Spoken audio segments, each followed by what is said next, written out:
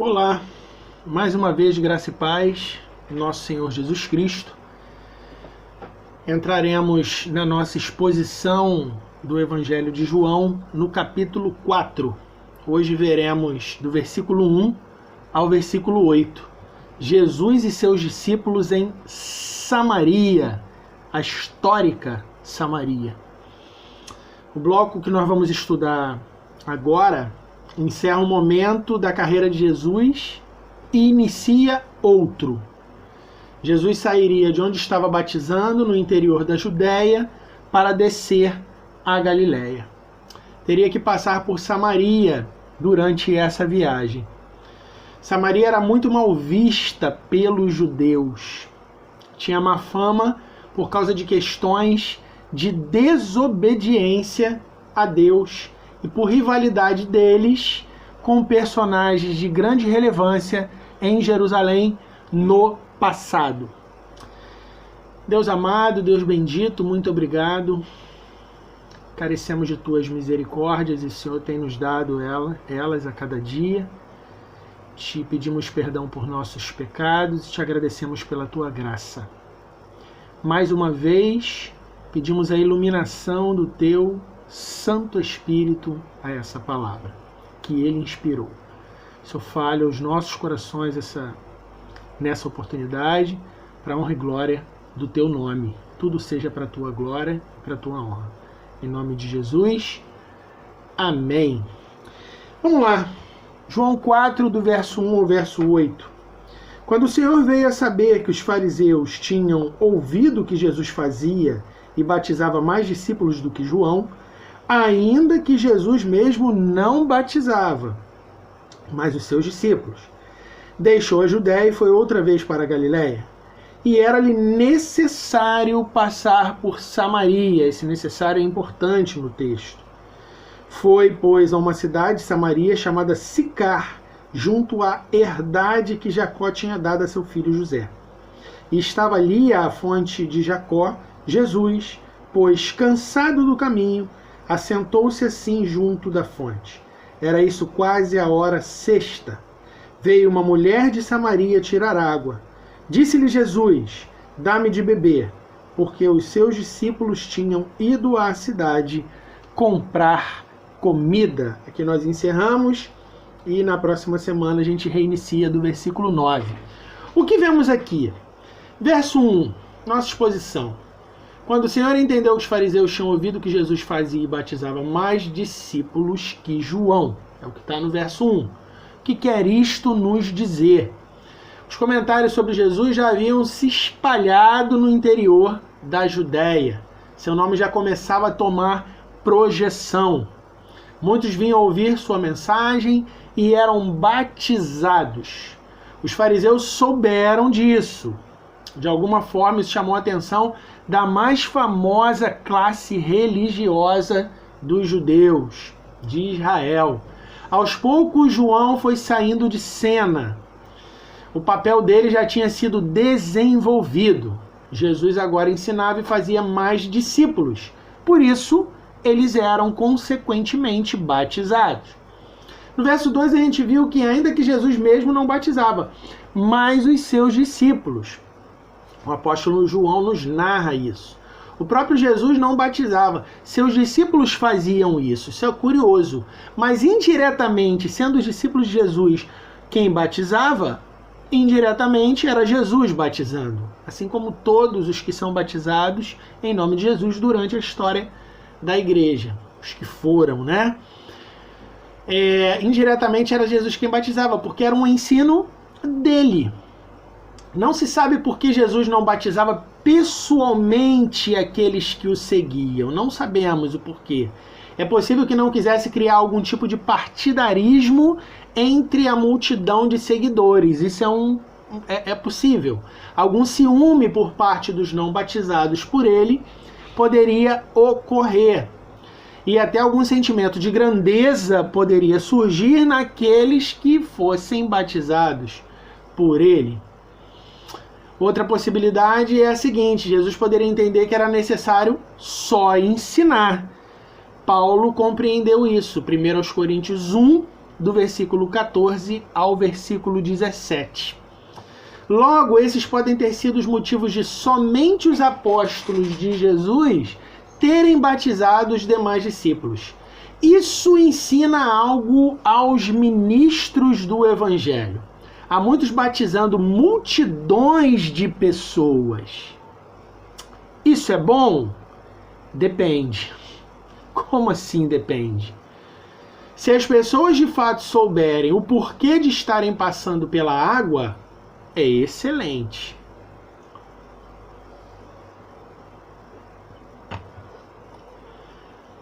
Elas entenderam o Evangelho. O problema é que muitos dos batizados não sabem o motivo de passarem pelas águas batismais. Vejam. O batismo não transfere nenhum poder místico para quem passa por ele. Não há nenhum relato no Novo Testamento de que alguém saiu da água energizado por Deus, ou que aquela água levou os pecados da pessoa. Por que eu levanto tais questões? Porque no meu passado, onde fui ensinado, isso era muito comum. A água do batistério precisava ser vazada ao esgoto porque ela não continha coisas boas. Isso não tem nenhum respaldo bíblico para poder ensinar tal coisa. Mas é porque a pessoa entende que misticamente aquela água lavou os pecados da pessoa. E isso não tem nenhum respaldo das Escrituras. Infelizmente, muita gente pensa nisso. Agora, se o ensino do Evangelho for correto e o Espírito Santo agir na pregação, o batismo será ministrado de forma correta. O ensino do Evangelho é a prioridade, como vemos no texto aqui.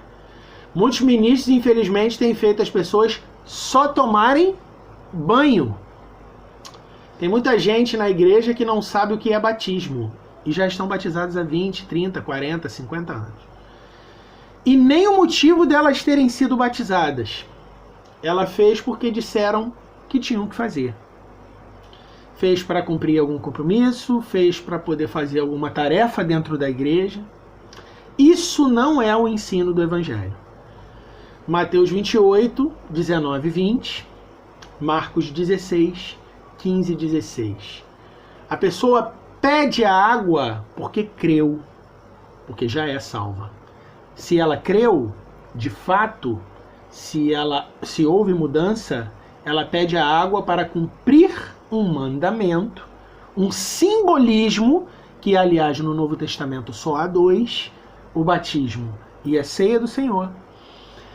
Ela pede a água para cumprir aquele mandamento do Senhor. A água é um simbolismo de que a pessoa morreu com Cristo, foi sepultada e ressuscitou com Ele. Está numa nova vida a partir de agora. Não é a água que salva alguém. O verso 3, deixou a Judéia e foi outra vez para Galiléia. Vejam, não é possível aferir quanto tempo Jesus e seus apóstolos permaneceram no interior da Judéia, ensinando o Evangelho e batizando os convertidos. É possível uma conjectura, pois faltavam 4 meses para a ceifa. Lá no final desse capítulo, no versículo 35, 4:35, a gente vai ver isso. Eles haviam chegado à Judéia logo depois da Páscoa. Estavam 4 meses da próxima Páscoa. Logo, ficaram lá aproximadamente 8 meses. É uma boa conjectura. No verso 4, era-lhe necessário passar por Samaria. Que tensão nós veremos a partir de agora. A expressão era-lhe necessário revela que isso fazia parte de sua missão. Era algo autoritário e mandatório. Dentro do caráter universal da mensagem cristã, até Samaria estava dentro. Por que dizemos até? Compreenderemos. Samaria era muito mal vista pelos demais israelitas.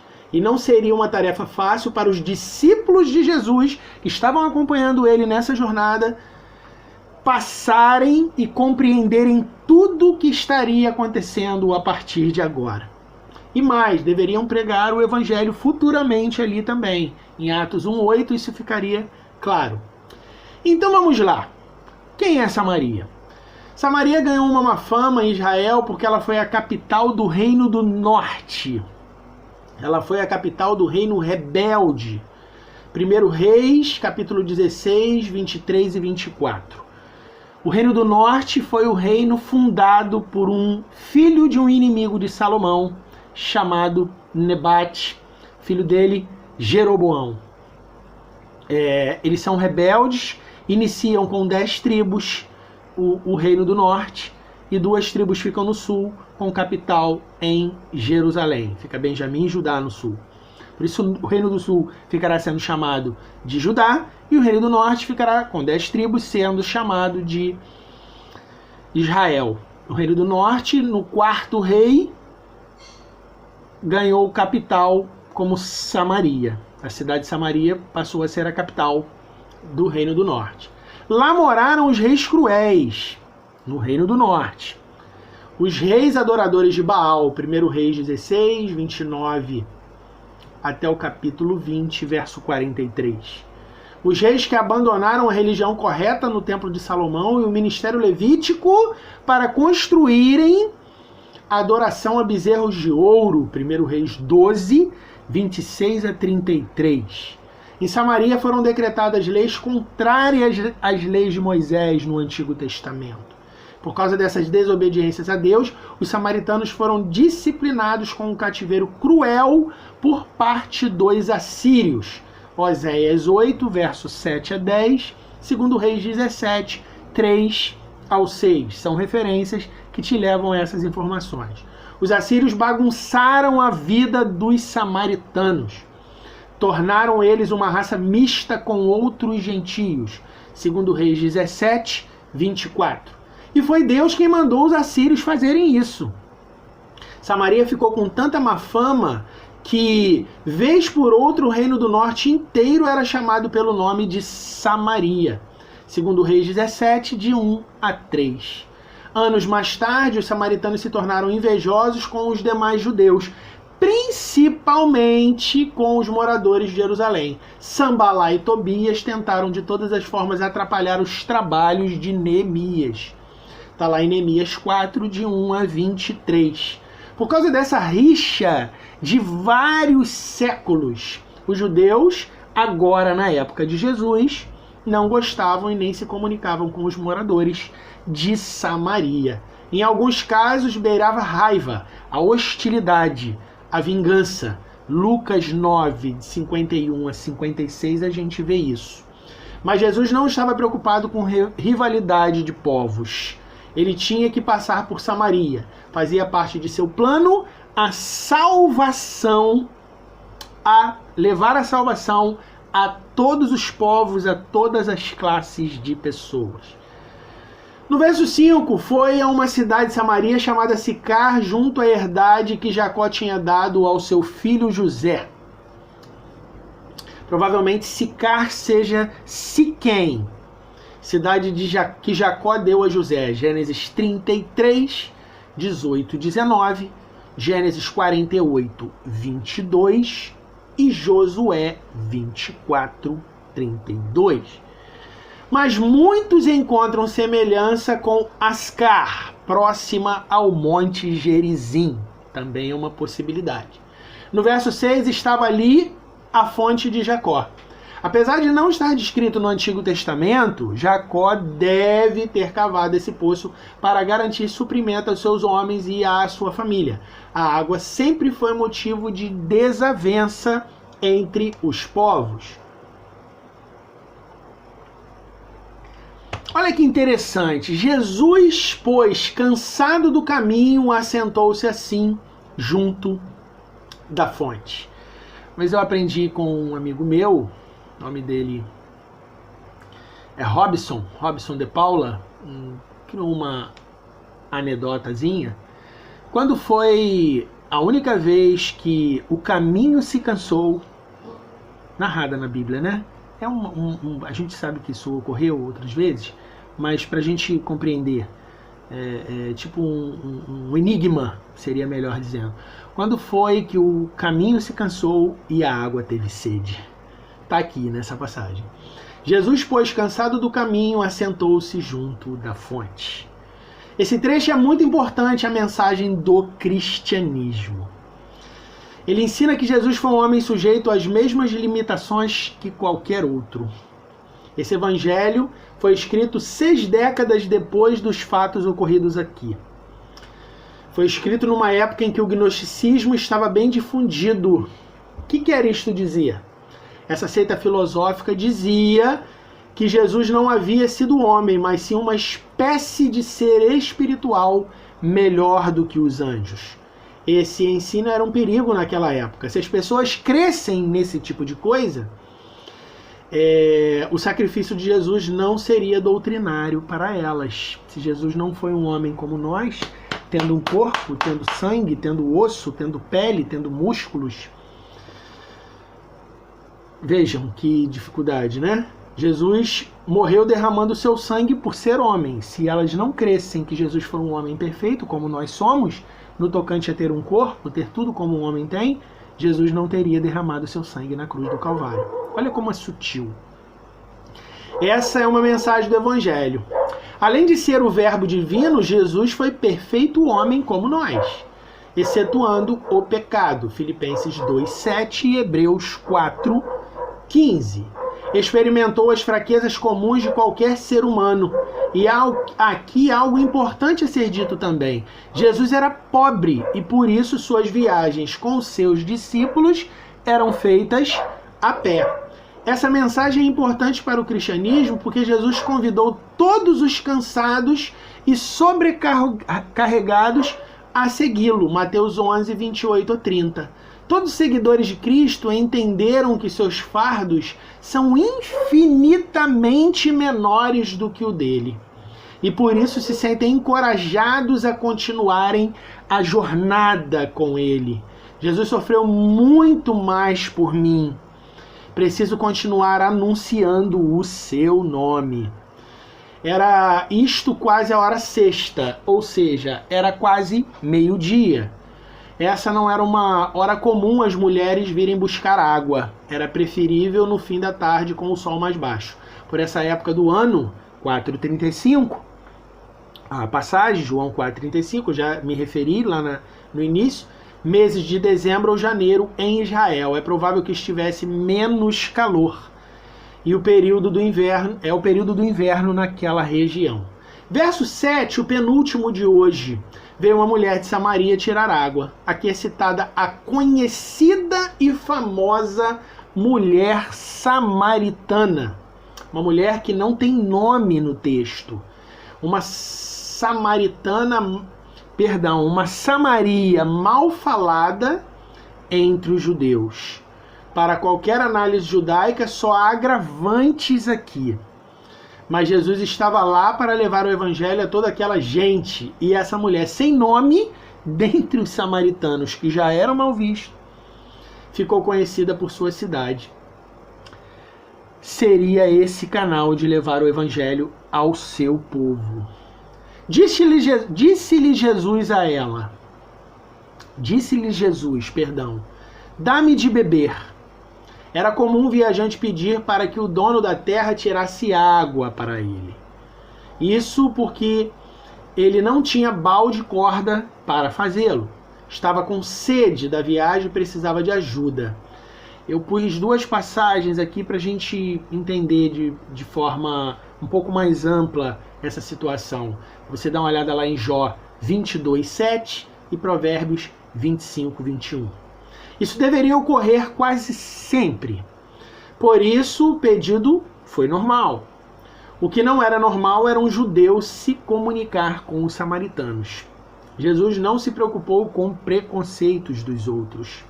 Não se preocupou com o que seus seguidores, até mesmo os judeus que acompanhavam ele, diriam. Jesus tinha algo a cumprir. Ele, de fato, estava cansado e com sede. Suas limitações biológicas e físicas precisavam de um renovo, mas usaria até mesmo a limitação humana para ensinar. O grande mestre, né? Um verdadeiro mestre. Os mestres das Escrituras precisam aprender com Jesus, utilizar todos os recursos que podem para tais coisas. Jesus não é só a mensagem cristã. Jesus também nos ensinou métodos para pregar a mensagem cristã. Verso 8 e último desse bloco. Porque os seus discípulos tinham ido à cidade comprar comida. Uma explicação. Num primeiro momento, no primeiro contato com a samaritana, Jesus estava sozinho. Não sabemos se isso foi proposital da parte dele, mas isso pode nos mostrar algo. Por causa da rivalidade entre os judeus e os samaritanos, os discípulos poderiam atrapalhar os ensinos dele à primeira pessoa que encontrasse. Isso é possível. Eles chegarão, o diálogo já se iniciou. Aqui nós terminaremos, recomeçaremos a partir da próxima semana, o versículo 9 do capítulo 4. Esse foi o primeiro contato de Jesus com a famosa mulher samaritana. Deus nos abençoe. Aguardemos a próxima mensagem.